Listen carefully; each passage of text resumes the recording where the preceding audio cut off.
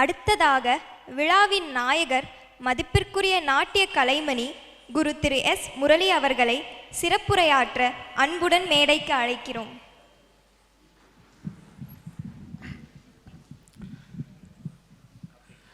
அனைவருக்கும் எனது மனமார்ந்த நன்றி கலந்த வணக்கத்தை தெரிவித்துக் கொள்கின்றேன். இந்த தருணத்திலே அருமையான ஒரு நிகழ்வு.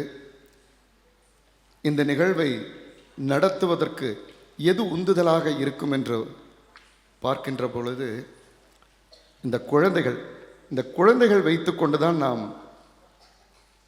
நாம் குழந்தைகளை வைத்துக்கொண்டு வேலை செய்வது என்பது சாமானிய காரியம் அல்ல. அப்படியாக இந்த குழந்தைகள் எல்லாம் என் குழந்தைகள். நான் எப்பொழுதும் அப்படி தான் சொல்லுவேன், என் குழந்தைகள். யாரெல்லாம் என்ன தப்பாக நினச்சிக்கிறாங்கன்னெலாம் எங்களுக்கு கவலை இல்லை. ஆனால் எல்லா குழந்தைகளும் என் குழந்தைன்னு தான் நான் அப்படி தான் இப்போ வரைக்கும் என் மனதளவுக்கு இருக்குது. அது ஒரு பக்கம் இருந்தாலும் இந்த ப்ரோக்ராம் நம்ம ஃபிக்ஸ் பண்ணும்போது சரி ஒரு 3 வருஷமாக நம்ம பண்ணலை, ஒரு ஆண்டு விழா பண்ணலான்னு சொல்லும்போது எதை பண்ணினா நல்லா இருக்கும்னு நாங்கள் யோசித்த போது கிருஷ்ணனை பண்ணினா நல்லா இருக்கும். ஏன்னா கிருஷ்ணன் எப்பவுமே ஆபத் பாந்தவன் மாதிரி எப்பவும் கை கொடுப்பான். நம்ம அழுதா ஓடி வந்துடுவான், வேதனைப்பட்டா கிட்டக்க வந்துடுவான், துன்பப்பட்டா கையை பிடிச்சிக்குவான், கண்களில் நீர் வழிந்து அவருக்கு நீர் கட்டி இருக்கும் கண்களில். பெருமாளுக்கு எந்த பக்தனுக்கு என்னடா ஆபத்து வரப்போகுதோன்னு சொல்லி காப்பாற்றுறதுக்காக அந்த மாதிரி இருக்கக்கூடிய ஒரு கடவுள், அந்த தெய்வத்தை நம்ம எடுத்துக்கணும்னு நினச்சோம். அதுக்காக தான் இந்த கிருஷ்ணம் வந்தே ஜெகத்குரு, அவர் குரு, இந்த உலகத்துக்கே குரு, நமக்கும் குருவாகத்தான் இருக்க முடியும் என்ற அந்த நோக்கில் தான் நாம் எடுத்தோம். அப்படியாக இன்றைய நிகழ்விலே நாம் இந்த சிறப்பு விருந்தினர்களாக மேடையில் வீற்றிருக்கின்ற பெருந்தகையர்களை எல்லாம் பார்க்கின்ற பொழுது ஆண்டாளக்கா உண்மையாகவே எனக்கும் ஆண்டாளக்காவுக்கும் ஒரு பெரிய பந்தம். நாங்கள் 2 பேரும் எங்கே பார்த்தாலுமே ஒரு கட்டி பிடிச்சி இன்றைக்கி அழுகலை அவ்வளோதான், இல்லைன்னா எந்த நிகழ்வுலையும் ஒரு 2 சொட்டு கண்ணீர் விட்டுக்குவோம் 2 பேரும் கைப்பிடிச்சு. அந்த மாதிரி எனக்கு ஒரு கூட பிறந்த அக்கா எப்படி இருப்பாங்களோ அந்த மாதிரி தான். நான் உடனே சொன்னதுமே ஒற்றுக்கொண்டு அவர்கள் இப்போ இருக்கிற சூழலில் இன்றைக்கி இருக்கிற தேதியில் அவங்க அவ்வளவு பிஸியான ஒரு பெண்மணி. அவங்க ஃப்ளைட்டை பிடிச்சி குழந்தைகளுக்காக முரளிக்காக நான் வர்றேன். கொங்கு தேசம் என் தேசம் எப்பவுமே சொல்லுவாங்க அவங்க. இந்த மண், இங்கே இருக்கிற ஒரு மரியாதை, இங்கே இருக்கிற ஒரு ஹாஸ்பிட்டாலிட்டி, இங்கே இருக்கக்கூடிய ஒரு நன்றி மறவாமை எங்கேயுமே இல்லைன்னு சொல்லுவாங்க. அப்படி அக்கா அவங்களோட பல வேலை, இன்றைக்கி 25ஆம் தேதின்னு சொல்லும்போது அவங்களுக்கு பல வேலைகள் இருக்கும், அதெல்லாம் ஒதுக்கி தள்ளி வைத்துவிட்டு இன்றைக்கு நம்ம இந்த நிகழ்வுக்காக போக வேண்டும் என்று வந்த என் அக்காவிற்கு என் மனமார்ந்த நன்றியை தெரிவித்துக் கொள்கின்றேன். உங்களிடம் அந்த பல்லாண்டு வாழ்த்து பெறுவதற்கு இந்த ஜனங்களும் நாங்களும் கொடுத்து வைத்திருக்க வேண்டும். தமிழே வாழ்த்துனா எப்படி இருக்கும்? தமிழ்தாய், நான் உண்மையை சொல்லுவேன், தமிழ்தாயின்னு தான் சொல்லுவேன். அந்த மாதிரி இன்றைக்கி தமிழ்கிட்ட இருந்து நமக்கு ஒரு வாழ்த்து கிடச்சிருக்கு நம்ம அனைவருக்குமே. அப்படியாகத்தான் நான் ஆண்டாளக்காவை பார்க்கின்றேன். அடுத்தபடியாக எனது நண்பர் விஜய், மகா மேதை, மகா கலைஞன், நல்ல மனிதர், அப்படி ஒரு பண்பட்ட மனிதர். அவர்கிட்ட நீங்கள் எந்த சப்ஜெக்ட் வேணாலும் பேசலாம், ஆனால் அவர் எல்லாத்தையும் சேர்த்திக்க மாட்டார். அது ஒன்று இருக்குது. அறிவாளிகள் எல்லாத்தையும் வச்சுக்க மாட்டாங்க பக்கத்தில், அது ஒன்று இருக்குது. நாங்கள் சமீபமாக தான் நாங்கள் நண்பர்களானோம். எனக்கு தெரிஞ்ச விஜயெல்லாம் ஜெயா டிவியில் இருக்கக்கூடிய விஜய் தான் தெரியும் எனக்கு. அப்படி ஒரு பிரம்மாண்டமாக பார்த்த விஜய மாதவன் தான் எங்களுக்கு தெரியும். நாங்கள் வேற ஒரு விஷயத்துக்காக ஒரு பழைய உருப்படி, ஒரு சொல்லுக்கட்டு, கிட்டப்பா பிள்ளையினுடைய அந்த அவர் சொல்லி கொடுத்த அந்த சொற்கட்டு தோடியில், அதை ஒருத்தர் சொல்கிறாரு சுரேஷ் கிட்ட. இன்னைக்கு தேதியில் நர்த்தகி நடராஜை பற்றி அக்கா சொன்னாங்க. என்னுடைய மானசீகமான தோழி குரு, அவங்க வீட்டு பாடம் ஒரு பெரிய மிருதங்க மேதை சொல்லியிருக்காரு சுரேஷ்கிட்ட. இன்னைக்கு தேதியில் இந்த சொல்லுக்கட்டு தோடியோட சொல்லுக்கட்டை கையாளக்கூடிய ஒரே ஒரு பர்சன் யாருன்னா விஜயமாதவன் சொன்னாங்களாம். ஸ்ரீராம், அவர் மகாமேத அந்த ஸ்ரீராம் இன்னைக்கு தேதிக்கு பத்மா சுப்பிரமணியத்துக்கு மிருதங்க வாசிக்கிறவர். அப்பேற்பட்டவர் வந்து விஜயண்ணாவை சொன்னதுக்கப்புறம் நாங்கள் பேசினோம் விஜய்கிட்ட. நாங்கள் ஒரு நாள் ஒரு எளிமையாக போனோம் வீட்டுக்கு. போன போது அவங்க ஸ்டூடெண்ட்டை வர வச்சு, அந்த பொண்ணு யுஎஸ் ரிட்டன், அந்த பொண்ணை வர வச்சு முழுக்க முழுக்க ஆட வச்சு எங்களுக்கு இருந்த சந்தேகங்களை எல்லாம் அக்கு வேற ஆணி வேற தீர்த்த ஒரு நல்ல நண்பன். அதுக்கப்புறமா அவர் சொன்னார், எங்களுடைய நாங்கள் பழகின விதத்தையெல்லாம் பார்த்துட்டு உங்களோட நட்பில் என்னையும் சேர்த்துக்கிங்கன்னு சொன்னார். நான் அதை ரிவைண்ட் பண்ணி பார்ப்பேன். எங்களை போய் சேர்த்துக்க சொல்கிறாரு இவர் எங்கே நாங்கள் எங்கே அப்படின்னு நினச்சோம். ஆனால் டெய்லியும் நாங்கள் பேசும்போதெல்லாம் முரளியண்ணன்னு ஒரு ஆசையாக பேசுகிறத பார்த்தா இந்த மாதிரி கலைஞனெல்லாம் காலம் கொண்டு வரும். நம்ம நினச்சிட்டோம் ஒரு கெட்டப்பா பிள்ளை போயிட்டாரு, அதுக்கப்புறம் அந்த தோடி ஜதீஸ்வரம் நமக்கு சொல்லுக்கட்டு கிடைக்காதுன்னு நினச்சோம். இந்த மாதிரி மகா மேதைகளும் மகா மனிதர்களும் கலைஞர்களும் காலம் கொண்டு வரும் என்பது உண்மையாக இருந்தது. அவருக்கும் பல இந்த சீசனில் எப்படி இருக்கும், டிசம்பர் சீசன் நமக்கெல்லாம் தான் ஏதோ ஒரு ஆண்டு விழா, 3 வருஷத்துக்கு அப்புறம் ஒரு ஆண்டு விழா, ஆடிக்கு ஒரு அரங்கேற்றம், அமாவாசைக்கு ஒரு சலங்க பூஜை. அவர்களெல்லாம் சுரேஷ் சொன்னது போல் நித்தம் நித்தம் நித்தம் நித்தம் பல சபாக்களை கண்டுகொண்டு பல நாட்டிய மணிகளை, பல உருப்படிகளை, பல சாகித்யங்களை எல்லாம் அவர்கள் கையாளக்கூடியவர்கள். அவர்களுக்கெல்லாம் இதெல்லாம் ஒரு எறும்பு கடித்த மாதிரி இந்த நிகழ்ச்சியெல்லாம் இருந்தாலும் இந்த கோயமுத்தூரில் இந்த சுந்தராபுரத்தில் இப்படி ஒரு நிகழ்வை நடத்தணுங்கிறதுக்கு ஒரு தைரியம் வேணும். அந்த தைரியத்தை கடவுள் நமக்கு கொடுத்துருக்கார். அதை அப்படியே நம்ம குழந்தைங்களுக்கு கொடுக்கணும். இதுதான் உண்மை. அப்படியாக விஜய் இன்னைக்கு பல வேலையிலையும் இன்னைக்கு வந்து நீங்கள் ஒத்துண்டு வந்தது எங்களுடைய நிச்சயமா. ஏன்னா அவர் தாளம் போட்டுட்டு பார்த்துட்டு இருக்காரு. பாம்பின்கால் பாம்பரியும். ஒரு அறிவாளியோட இன்னொரு அறிவாளி உட்கார்றதுக்கு ரொம்ப கஷ்டம். ஒரு கவிஞரோட இன்னொரு கவிஞர் உட்கார்றது மகா கஷ்டம். ஒரு நடனமணியோட இன்னொரு நடனமணி இருக்கிறது அதை விட கஷ்டம். நாங்கள் இங்கே பாடல்கள் போய்கொண்டு இருக்கிறது, அவர் உட்காந்து தாளம் போடுறார். நாங்கள் எடுத்துட்டது எல்லாமே கஷ்டமான தாளங்கள்.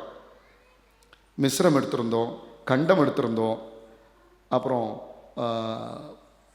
அவன் ஆனது பார்த்திங்கன்னா அதீத எடுப்பு. இப்படி ஒவ்வொன்றுமே சம்மந்தம் இல்லாமல் இருக்குது. இது எப்படி உட்கார்றது, இந்த மிருதங்கத்தோடு சேர்ந்து மேட்ச் பண்ணி பசங்களை ஆட வச்சு இத்தனை பண்ணணுமே. இவன் முன்னாடியெல்லாம் நம்ம பண்ணுறதுக்கு நமக்கு ஒரு பயம் இருக்கணும். சொல்லுவாங்க பரீட்சை யாருக்குன்னு கேட்டால் படிக்கிற குழந்தைக்கு தான் பரீட்சை. அப்போது ஒரு ஆசிரியர் மாணவனாக இருக்க வேண்டும். இருந்தால்தான் அந்த கலை வளரும், இல்லை என்றால் அது அப்படியே போய்விடும். அப்படியாக விஜய் அவர்கள் இன்னைக்கு வந்தது எனக்கு ரொம்ப சந்தோஷம். நன்றி விஜய்.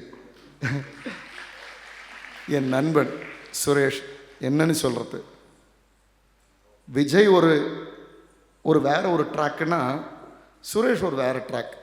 நீங்கள் சுரேஷ் கிட்ட எந்த சப்ஜெக்ட் கேட்டாலும் இவரை மாதிரியே தான். இந்த அகழ்வாராய்ச்சி மாதிரி தேவதாசிகளை பற்றி கேட்டால் நுணுக்கமாக சொல்லுவார், சிற்பங்களை பற்றி கேட்டால் நுணுக்கமாக சொல்லுவார், நூல்களை பற்றி கேட்டால் ஆழமாக சொல்லுவார், நாட்டிய உருப்படிகளை கேட்டால் மெய் மறந்து போய் இன்னைக்கு சாப்பிடவே மாட்டார். எங்கள் உலகம் பார்த்தீங்களா எப்படி இருக்குன்னு. எங்கள் உலகமே தனி உலகம் தானே. எங்கள் உலகத்துக்குள்ளே யாருமே வர முடியாது. நாங்கள் கல்யாணி, சுமநேர சரஞ்சனி அப்படி போயிட்டே இருக்கோம். எங்களுக்கு ஒரு சண்முக பிரியா பாடினா அப்படியே மதிமயங்கிடுவோம். ஒரு வராளி பாடினா எந்திரிக்க முடியாது. ஒரு ஸ்ரீராகம் கேட்டால் அப்படியே பிருந்தாவணி பாடினா அவ்வளோதான், சுருண்டு படுத்துக்க வேண்டியதான் அன்னைக்கெல்லாம். அந்த மாதிரி நிலை தான் எங்கள் நிலை. அப்படி இருக்கிற சுரேஷ், அவருக்கும் நிறைய வேலைகள்லாம் இருந்தது. அந்த வேலையெல்லாம் நான் கேட்டுட்டேன், நீங்கள் வரணும். என்ன மறுபடியும் என்னை கூப்பிட்டுட்டே இருக்கீங்க நீங்கள் எப்போ பார்த்தாலும். இல்லை சுரேஷ், அது காலத்துக்கும் அப்படி இருக்கிறது தான். நட்புங்கிறதெல்லாம் அதுதானே, நட்பு பாராட்டணும் அப்படிங்கிறதுக்காகவும் அவர் புரிஞ்சுட்டு இதெல்லாம் நமக்கு சொல்லுவார். இன்றைக்கி நீங்கள் இதெல்லாம் பண்ணது எங்களுக்கு பிடிச்சிருந்ததுன்னு சொல்லும்போது கேட்கும்போது ஒரு கலைஞனுக்கு அதுதானே மகிழ்ச்சி. இன்னும் அவர் 10,000 ரூபாய் கொடுத்தாருன்னா செலவாயிடும். எனக்கு மகிழ்ச்சியான தருணங்கள் நீங்கள் இதெல்லாம் பண்ணீங்க. சொன்னார் பாருங்க, காஸ்டியூம்ஸை பற்றி சொன்னார். உள்ளபடியே நான் அழுதுட்டேன். அந்த கலர் செலக்ட் பண்ணோம், அந்த ஒரு சட்டை எப்படி இருக்கணும், அடுத்தடுத்து ஒவ்வொரு காம்பினேஷன் எப்படி இருக்கணும், போட்டுக்கிற ஜுவல்ஸை பற்றி சொன்னார். உள்ளபடியே நான் நெக்குருகி போயிட்டேன். இதெல்லாம் யார் சொல்லுவா? பேரண்ட்ஸ் கூட சொல்லுவாங்களான்னு எனக்கு தெரியாது. அவர்களுக்கு தெரிஞ்சது ஒரு மேக்கப், அவ்வளோதான். ஆனால் இந்த மாதிரி டான்சர்ஸ் தான் அங்கங்களை எல்லாம் சொல்கிறது, அளவுகளை சொல்கிறது, அந்த உடைகளை சொல்கிறது, போட்டுக்கிற ஆகாரி அபிநயங்களை எல்லாம் சொல்லும்போது உள்ளபடியே நம்ம அது உழைப்புங்கிறது சாதாரண உழைப்பு இல்லை. இது ஒரு டான்ஸ். ஒரு பாட்டு எடுத்துட்டா இன்னொரு பாட்டு அதில் அடவு வரக்கூடாது, அந்த உடை வரக்கூடாது, ஒரு ராகம் வரக்கூடாது, தாளம் வரக்கூடாது, அந்த கம்போசர் மறுபடியும் வரக்கூடாது. இது எவ்வளவு பார்க்கறது. இதையெல்லாம் பார்த்து பார்த்து சுரேஷ்கிட்ட நான் டெய்லி இதெல்லாம் பேசுவேன். அப்படியாக எங்கள் நட்பு இரவு நேரத்தில் தான் ஒரு 10 to 11 டெய்லி என்ன பேசுவோம், டான்ஸை பற்றி தான் பேசுவோம், வேறு எதுவும் பேச மாட்டோம். இடையில எங்கள் செந்தில் அண்ணாவை பற்றி சொல்லுவோம். ஆமாம், இடையில செந்தில் அண்ணாவை பற்றி. உண்மையாகவே சுரேஷ் இன்னைக்கு வருகை புரிந்ததுக்கு என்னுடைய மனமார்ந்த நன்றியை தெரிவித்துக் கொள்கின்றேன். அவருக்கு சமீபத்தில் ஒரு ஆக்சிடென்ட் ஆகி கை அவ்வளோ ஒரு ஆப்ரேஷன், வரவே முடியாதவர், அந்த சூழல்லையும் அவர் வந்திருக்காருன்னா இது நாம் செய்த பாக்கியம். அவருடைய ஒரு குருவை நாம் அழைத்து நாம் மரியாதை செய்வது நம்ம ஒரு சக கலைஞனுக்கும் சக பெற்றோர்களுக்கும் இருக்கக்கூடிய ஒரு நல்ல கலைஞர்களை நாம் அழைத்து செய்வது நல்ல ஒரு அது தர்மமாக இருக்கும் என்று நான் நினைக்கின்றேன். அப்படியாக செந்தில் அண்ணாவை பற்றி சொல்லும்போது உண்டி கொடுத்தோர் உயிர் கொடுத்தோரும்பாங்க. அப்படியே இப்படி ஒரு மனிதர் இந்த சுந்தராபுரத்துலையா? நான் யோசித்து பார்க்குறோம். நாங்கள் எங்கள் வீட்டில் இப்படி ஒரு மனிதராக தன்னடக்கத்தோட எது செய்தாலும் வெளியில் சொல்லக்கூடாது, எது கொடுத்தாலும் திரும்பி பார்க்கக்கூடாது. அவர் நம்ம நாட்டிய பள்ளியை சொல்கிறார், இது ஒரு கோவில், இந்த கோயிலுக்கு நம்ம என்ன செய்ய போகிறோம், அபிஷேகங்கள் செய்ய போகிறோம், கோவிலுக்கு எண்டான செய்ய போகிறோம், அதுதான் நம்ம செய்கிறோம் அப்படின்னு சொல்லிட்டு பெரும் தயை உள்ளத்தோட ஒவ்வொரு ஆபத்துலையும் எங்களுக்கு நிற்பார். உடனே நிற்பார். ஒரு தரையா உடனே பண்ணுவார்.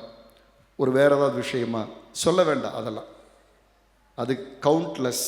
அந்த மாதிரி ஒரு செந்திலண்ணா அவங்க குழந்தைங்க என்னோட ஸ்டூடெண்ட்ஸு. அவங்க இந்த முறை ஆடலை, இல்லைன்னா அவங்களும் இன்னைக்கு அக்குவர அணிவர ஆடி இருப்பாங்க. அப்படி ஒரு அழகு 2 குழந்தைகளும். அப்படியாக அண்ணாவை நான் வணங்குகின்றேன். எங்களுக்கு எப்போவும் இந்த சப்போர்ட் நீங்கள் கொடுத்துட்டே இருக்கணும். பெருமாள் சாமி அண்ணா என்னுடைய உறவினர், அண்ணாவும் அப்படித்தான். எங்கே என்னை பார்த்தாலும் நல்லா இருக்கீங்களா, எப்படி போயிட்டுருக்கு கிளாஸ், ஒரு ஆறுதலான 2 வார்த்தை கேட்பார். அதுதானே வேணும் நமக்கு, அந்த ஆறுதல் வார்த்தைகள் தானே ஒரு கலைஞனுக்கு என்ன. அதுதான் இந்த மாதிரி நீங்கள்லாம் மேடையில் எப்படி இருக்கீங்க. ஒவ்வொருத்தருமே சரவணன் சார் பார்த்தா நான் போய் பார்க்க போன அன்னைக்கு என்னை கூப்பிட்டு அவ்வளோ மரியாதை. இசை கலைன்னு சொன்னதுமே அவங்க அவ்வளோ பெரிய வேலையெல்லாம் விட்டுட்டு அதை பற்றியெல்லாம் பேசினாங்க. Thank you so much sir. Ramila ma'am எங்களுடைய வெல் விஷர். இந்த மாதிரி ஒரு தாயை பார்க்கவே முடியாது, கருணை தாய். இந்த தாய் ஒரு டாக்டரம்மா, அவ்வளோ நாலேஜ். அப்படி படம் வரைஞ்சாங்கன்னா தெய்வம் பேசும் தெய்வம்னு சொல்லுவாங்க. அப்படியாக அந்த கருணை தாய்க்கு இந்த நேரத்தில் என் மனதார்ந்த நன்றியை தெரிவித்துக் கொண்டு. எப்போ அழுவாங்க அவங்க கண்ணில் நன்றிங்கிறது அழுகை தான். அப்படி ஒரு நேர்மைக்கு ஒரு சொந்தக்காரி அம்மா அந்த அம்மா. இப்படி ஒரு நட்பெல்லாம், இந்த மாதிரி உறவுகளெல்லாம் நமக்கு கிடைக்கிறதுக்கு பாக்கியம் பண்ணியிருக்கணும். அதே மாதிரி என்னுடைய பெற்றோர்கள் எல்லாருமே, கிருஷ்ணன் சாரெல்லாம் நாங்கள் டெய்லி பூஜையில் நினைப்போம். அப்படி ஒரு நல்ல மனிதர் அவர். எனக்கு தெரிஞ்ச நாராயண் ஆகட்டும், பிரகாஷ் எல்லாம் என் கூட நெடும் காலம் பயணம். ஒன்றுமே பேச்சே இருக்காது, அவ்வளோதான், எந்த பேச்சு இருக்காது, அமைதியான பயணம். நிறைய பெற்றோர்கள், அதில் இந்த சௌந்தர்யா அம்மாலாம் எதை பண்ணாலும் வெளியில் சொல்லக்கூடாதும்பாங்க. அப்படி ஒரு தாய், சொல்லவே கூடாது. இப்படி நிறைய எங்களுக்கு அன்பு உள்ளங்கள்லாம் இருக்குது. இந்த தருணத்தில் நாங்கள் அவங்க ஒன்றும் இல்லை, சின்னதாக ஒரு ஸ்வீட் வாங்கிட்டு கொடுப்பாங்க. யார்கிட்டையும் சொல்லாதீங்க சார். குழந்தைங்களுக்கு வாங்கிட்டு கொடுப்பாங்க, யார்கிட்டையும் சொல்லிடாதீங்க சார். இன்னும் ஒரு பண்பு பாருங்கள், யார்கிட்டையும் சொல்லிடாதீங்க. ஒரு ஸ்வீட் தான், யார்கிட்டையும் சொல்லாதீங்க. ஆனால் இதை சொல்லணுங்கிறதுக்காக தான் நான் சொன்னேன். இந்த மாதிரி நல்ல உள்ளங்கள் யாராவது கூட இருக்கலாம், ஒருத்தர் கூட கொடுக்காதவர் கூட இருக்கலாம். இதை பார்த்துட்டு கூட நமக்கு ஒரு மனம் மாற்றம் கண்டிப்பாக வரணும். இது மாஸ்டர் கொடுக்கறதில்ல, மாஸ்டர் சார்ந்த குழந்தைங்களுக்கு தான். நான் என்ன பண்ண போகிறேன்? எனக்கு எது கிடைச்சாலும் என் குழந்தைங்களுக்கு தான் கொடுக்க போகிறேன். எதுவுமே நான் எடுத்துன்னு போக போகிறதில்ல. அப்படி இருந்தும் என்னுடைய போராத காலம் பாருங்கள், நடராஜர் எடுத்துகிட்டு போயிட்டாங்க. 20 நாள் நாங்கள் பட்ட கஷ்டம் துன்பம். முதல்ல சக்திவேல் ஓடி வந்தார், அதுக்கு கடைசி வரைக்கும் நின்று போராடினார். அடுத்த ஃபோன் பண்ணது செந்திலண்ணா, உடனே வந்துட்டார். உடனே வந்து அதுக்கு என்னெல்லாம் பண்ணணுமோ அத்தனையும் பண்ணார். சிலர்லாம் சொன்னாங்க, நீங்கள் வந்து நடராஜரை சரியாக பார்க்கல, என்னென்னமோ வந்து சொன்னாங்க. சில இடங்கள் எல்லாம் கற்றுக் கொடுப்பாங்க, அதோடு நின்றுடுவாங்க, எங்கேயும் வரமாட்டாங்க. நான் கடைசி வரைக்கும் பைக் எடுத்து போராடுறேன். இந்த மாதிரி என்னுடைய மாணவ மாணவிகளுக்கெல்லாம் அது வரக்கூடாது. நீங்கள்லாம் ஜம்முன்னு எல்லாம் லிஸ்ட்டு போட்டு இதை இவங்களுக்கெல்லாம் ஒரு வேலையெல்லாம் கொடுத்து அந்த மாதிரி பண்ணிடணும். அந்த மாதிரி நீங்களாம் வந்துடுவீங்க. உங்கள் காலமே வேறு, எங்கள் காலமே வேறு. நாங்கள் 74, நீங்கள்லாம் 2K கிட்ஸ்.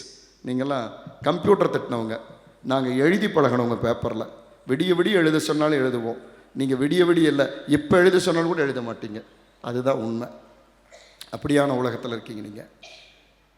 அதே மாதிரி இன்றைக்கி பக்க கலைஞர்கள் எல்லாம் அவ்வளோ பிரமாதமான ஒரு வாசிப்பு, பிரமாதமான ஒரு இசை. அந்த இசை எப்படியே நம்மளுக்கு அப்படியே மதுராவே கொண்டு போன மாதிரி தான் இருந்தது. தென்னகத்திலேருந்து அப்படியே வடநாடு போன மாதிரி ஒரு ஃபீல் இருந்தது. ஸோ அதுக்காக தபலா வச்சு மற்ற எல்லா கருவிகளும் வச்சு எல்லாமே நம்ம பண்ணியிருந்தோம். ஸோ அந்த என்னுடைய நண்பர்களுக்கும் என்னுடைய சக கலைஞர்களுக்கும் இந்த நேரத்தில் நன்றி தெரிவித்துக் கொள்கிறேன். இந்த மண்டபம் கொடுத்த பத்மநாபன் சார் ஆகட்டும், பேக்ட்ராப் போட்ட சுரேஷ் ஆகட்டும், நம்ம அபு சார் ஆகட்டும், சார் அப்படியாக வீடியோ நம்ம ஐயப்பன் சார் டீம், குமரேசன், அவங்கெல்லாம், ரமேஷ், குமாரசாமி, இவங்கெல்லாம் வந்து அவ்வளோ ஒரு அன்பு. என்னை ஓடி வந்து குமாரசாமி கட்டிட்டார். இதுதான், இந்த அன்பு தான் வேணுங்கிறது. அப்படியாக எல்லோருத்துக்கும், அதுக்கு மேலே பெற்றோர்கள் இல்லைன்னா இது நடக்கவே நடக்காது. அவர்கள் தான் இதற்கு மெயின் காரணம். அப்படியாக எல்லாத்துக்கும் என்னுடைய நன்றிகளை தெரிவித்துக்கொண்டு, ஒப்பனை செய்த ஹரிணி மேக்கப் சென்டர் புவனாவுக்கும், சக்திபால், பாவம் அவர் சென்னை போயிட்டுருக்காரு, 4 மணிக்கு அவருக்கு மேக்கப், வெடிக்காத்தால் 4 மணிக்கு பண்ணணும். எனக்காக சொன்னதுமே முரளிக்காக ஓடி வந்து உங்களுக்காக வரேன் சார்ன்ட்டு ரொம்ப ரிஸ்க் எடுத்து வந்திருந்தார். அப்படியாக அவருக்கும் இந்த நேரத்தில் நன்றி தெரிவித்துக்கொண்டு, இந்த 2 பாட்டு எழுதினது இதில் என்னுடைய நண்பன் பவானி கிஷோர், என்னுடைய குருவுடைய மருமகன், அவர் தான் இதை எழுதி, முரளி நீங்கள் இதை பண்ணுங்கள், நீங்கள் நல்லா பண்ணுவீங்க, இந்த பாட்டை நீங்கள் பண்ணுங்கன்னு கொடுத்தாரு. அவருக்கும் இந்த நேரத்தில் நன்றியை தெரிவித்துக் கொள்கின்றேன். அது எப்படியோ அவருக்கு செவி வழியாக சென்றடையட்டும். எல்லோருக்கும் என்னுடைய நமஸ்காரத்தை தெரிவித்துக் கொள்கின்றேன். நன்றி சொல்கிறதுக்கு முன்னாடி என் கூட சப்போர்ட்டாக இருக்கிறது என்னுடைய மனைவியும் என்னுடைய குழந்தையும், அவங்கள சொல்லி தான் ஆகணும். என்னோடய குழந்தைக்கு ஒன்றுமே தெரியாது, ஒரு ஊட்டி கூட போனதில்லை, நாங்கள் எங்கேயுமே போனதில்லை, எந்த ஒரு நிகழ்வுக்கு நாங்கள் போனதில்லை. இந்த டான்ஸ் கிளாஸ் எல்லோரும் நினைக்கிறாங்க, என்னமோ நினைக்கிறாங்க, இந்த நாட்டிய பள்ளி தவிர வேறு எங்களுக்கு ஒன்றுமே தெரியாது. அப்படியே நாங்கள் வாழ்ந்துட்டோம். இன்னும் அப்படியே இருக்கணும்னு நாங்கள் விரும்புகிறோம். இதுவாகவே நீங்கள்லாம் இருக்கிற போது எங்களுக்கு என்ன கவலை? நீங்கள்லாம் என்ன சொல்கிறீங்க? உங்களுக்கு கிடைச்ச வரத்தை, உங்களுக்கு கிடைச்ச ஞானத்தை நீங்கள் அந்த ரூட்டில் போங்க. எங்களால் என்ன பண்ண முடியுமோ நாங்கள் பண்ணுறோம். அப்படி ஒரு சுந்தராபுரம்னாலே சுந்தரர்கள் சுந்தரிகள் இருக்கக்கூடிய ஊர், அதனால தான் சுந்தராபுரம்னு பேர். அப்படி சுந்தரமான ஊரில் நம்ம இருக்கோம். என் குழந்தைகளை நான் எப்படி ரசித்தேன் தெரியுங்களா? ஒவ்வொரு குழந்தை, நம்ம ஃபோட்டோ எடுத்துக்கலாமா, இந்த சான்ஸ் கிடைக்காது, இந்த சான்ஸ் என்னவே தள்ளி விட்டுருவாங்க. ஃபோட்டோவில் நான் இல்லைன்னா அவங்களாம் ஃபோட்டோ எடுத்துக்குவாங்க. அப்படி நமக்கு ஒரு ஆசை பாருங்கள். அந்த அந்த உடை பார்த்து பார்த்து பார்த்து பார்த்து பண்ணதெல்லாம் இதுக்கெல்லாம் நம்ம ஏதோ ஒரு கொடுத்து வச்சுருக்கணும். அப்படியாக நம் கூட்டுக்குள் எல்லாரும் இணைந்திருக்கீங்க. எல்லோர் பெற்றோருக்கும் என்னோட வணக்கத்தை தெரிவித்துக் கொள்கிறேன். அதுக்கப்புறம் இதில் 2 பேர் ஒரு டீம் வச்சுருந்தோம். இந்த டீமில் ஒரு 10 பேர் ஒர்க் பண்ணாங்க. அதில் முத்தாய்ப்பா நிர்மலா, டாக்டர் நிர்மலா அவர்களுக்கு, பப்புக்கு இந்த நேரத்தில் நான் என்னுடைய நன்றியை தெரிவித்துக் கொள்கின்றேன்.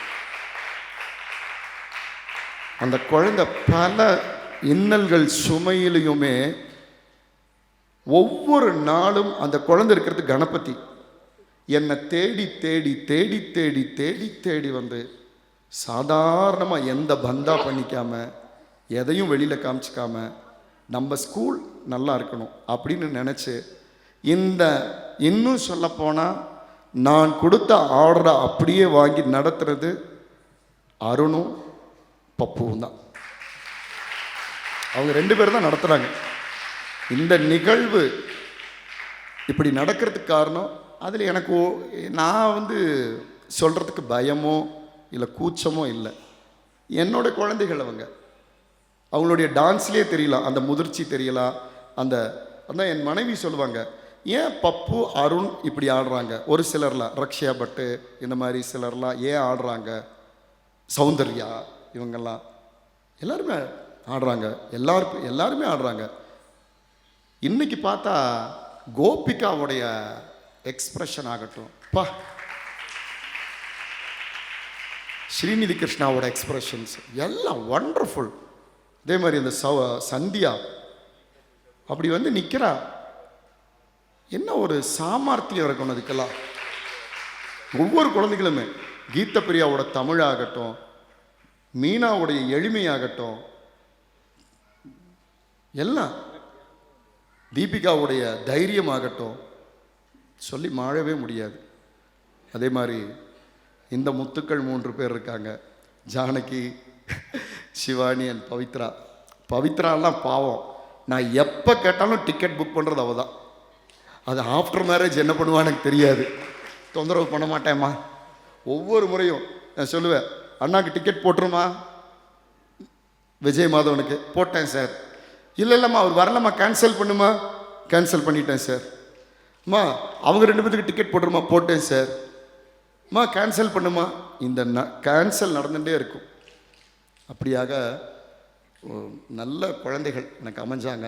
அவங்களுக்கெல்லாம் இந்த நேரத்தில் அந்த 10 பேரும் டீமாக இருந்து ஒர்க் பண்ணாங்க. சாரத பிரியா என்னன்னு சொல்கிறது, எளிமையும் அமைதியும் சொல்கிறதுக்கு வார்த்தையே இல்லை. அந்த 3 பேர் மீனா, தீபிகா, சாரதா ஒவ்வொரு நாளையும் கிளாஸில் இருப்பாங்க. ஒவ்வொரு நாளும் கிளாஸில் இருப்பாங்க. எந்த மன வருத்தமே இருக்காது. அப்படியாக அவர்களுக்கெல்லாம் இந்த நேரத்தில் நன்றியை நான் தெரிவித்துக் கொள்கிறேன். எல்லா குழந்தைகளுக்குமே என்னுடைய நன்றியை. ஒரு சில பேர்லாம் விட்டு போயிருக்கலாம், உடனே நீங்கள் எதுவும் தவறாக நினச்சிக்கக்கூடாது. இன்றைக்கி ஆக்சுவலாக அனன்யஸ்ரீ பாடி இருக்கணும். எனக்கு இருந்த டென்ஷனில் அவன் அம்மாவும் என்னை பார்க்கல, ஒன்றும் இல்லை. குழந்தை பாடுறதுக்கெல்லாம் ரெடி பண்ணி எல்லாம் வச்சுருந்தா, வரவே இல்லை. நான் எவ்வளோ கவனிக்க முடியும் இல்லையா, முடியல. அதனால் அடுத்த ப்ரோக்ராமில், அடுத்த நிகழ்வில் நீ கண்டிப்பாக பாடணும். அதையும் இங்கே நான் பதிவு பண்ணுறேன், சரியா? ஒவ்வொரு குழந்தைகளும் இங்கே நிகழ்ச்சி பண்ணது உங்களுடைய வளர்ச்சி. நீ வாத்தியார் வளர்ச்சின்னு யாரும் நினச்சிக்காதீங்க. வாத்தியார் வளர்ந்து இனி ஒன்றும் வளரப்போற வேண்டாம். என்ன, நீங்கள் வளர்ந்து வர்றீங்க, நீங்கள் தெரிஞ்சிட்டீங்க, உங்களுக்கு விஷயங்கள் கிடைச்சிட்டுங்கிற அந்த ரீதியில் தான் உங்கள் மனப்பக்குவம் இருக்கணும். அப்படி இருந்தால் தான் உயர்வு, நல்வாழ்வு எல்லாமே கிடைக்கும். நான் வாத்தியாருக்காக போய் ஆடுறேன்னு யாரும் ஆடக்கூடாது. உனக்காக நீ ஆடு. வாத்தியார் 100 மாணவர் உருவாக்குவார், அது வாத்தியார் வேலை. உன் வேலை நீ உன்னை எப்படி டெவலப் பண்ணிக்கணுமோ பண்ணிக்கோ. அதனால் இந்த நேரத்தில் எல்லாத்துக்கும் என்னுடைய நன்றியை நான் தெரிவித்துக் கொள்கின்றேன். நன்றி, வணக்கம்.